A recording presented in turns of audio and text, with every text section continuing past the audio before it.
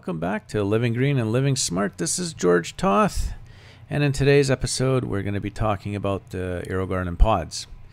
In particularly to the harvest, what you see here, this particular model, I've dropped in the pods, did a startup video on this particular unit, and noticed something quite strange.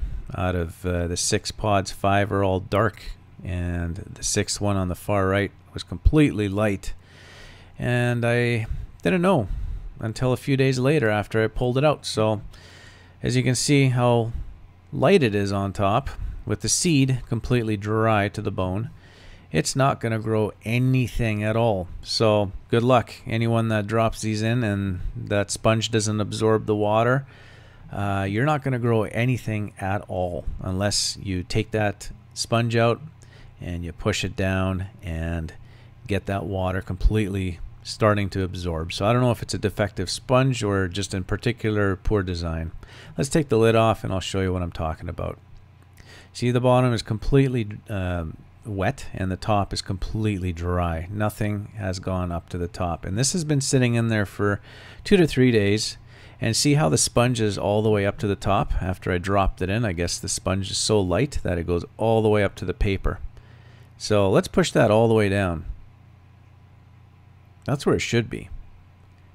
So when you drop these AeroGarden pods into the machine, they're not supposed to start floating, because this is exactly what happens. Your seed will not get wet and the sponge will not absorb.